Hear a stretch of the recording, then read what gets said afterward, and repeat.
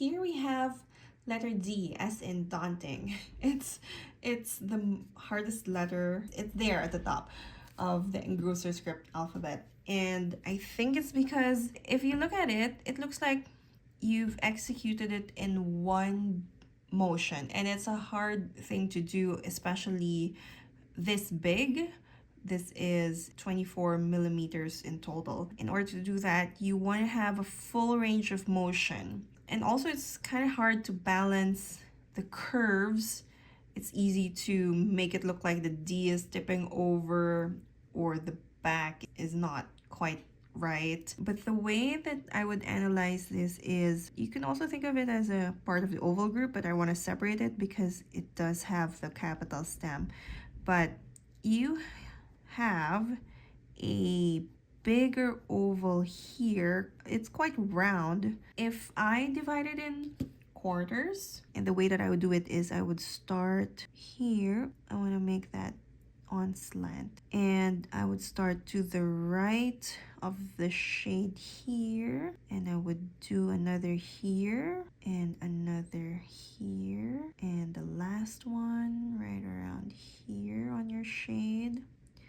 So this is how I would look at the letter or analyze the letter divided in quarters. The bowl of the D would occupy 1/4 of it. The back oval would have a width of 2/4 of the whole letter, and it is also oblique.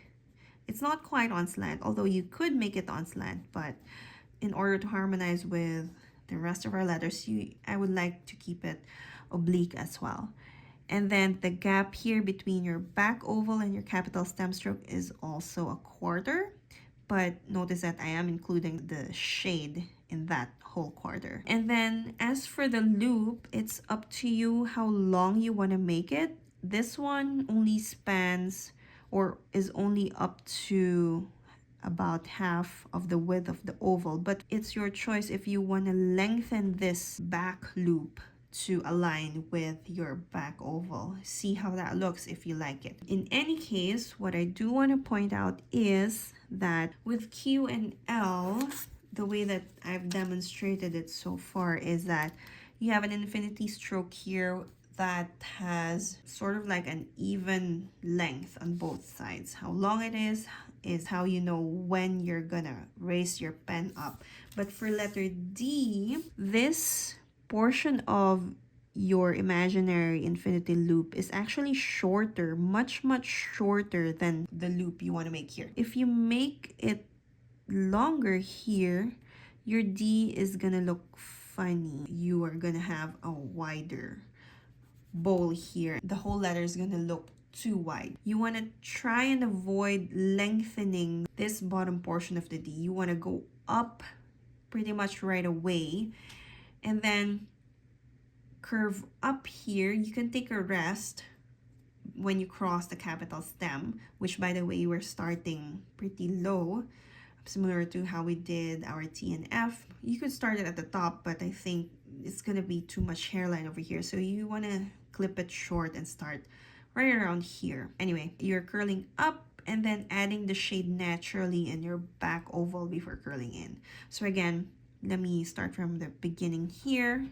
You are going to start your capital stem stroke not at the second ascender, but in the middle of these two spaces somewhat, and then create your capital stem stroke, create a loop, depends on how long you want it, try both ways, and then rest your pen when you cross here, or you could go all the way, it's up to you, but I like to rest here and then think about how I want to curve this D, what kind of movement I want to make, and also I would probably readjust where my hand is on the table to make sure that my hand is able to accommodate that full motion over there. But yeah, of course, you can create just this part and pause over here before finishing off the letter with your final back oval. Since it is such a daunting letter, I think it really helps to practice with pencil and even just to try and understand the proportions of it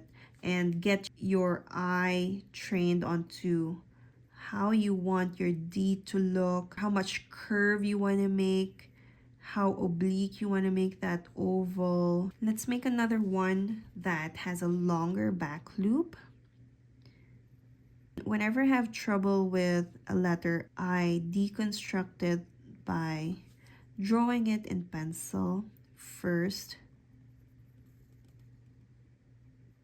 and see which parts I'm having trouble with, and then try and correct it or practice it. Okay, I guess this doesn't look quite right when I do an oblique or sharper turn here.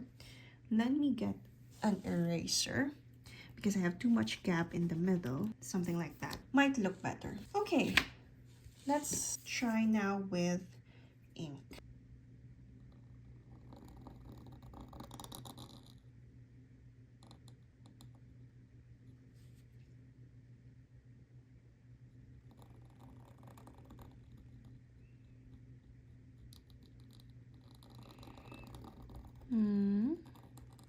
I didn't quite reach the top over there.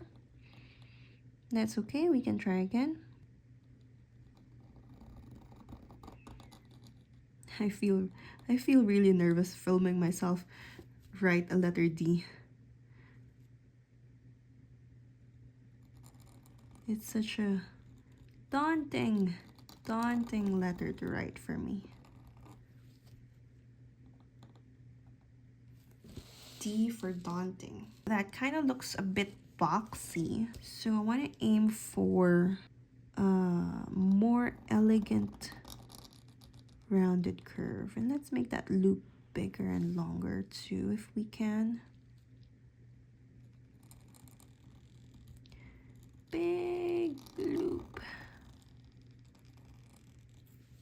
And then let's add an accent shade here so that it's not too bare at the bottom. Okay, there we have our letter D.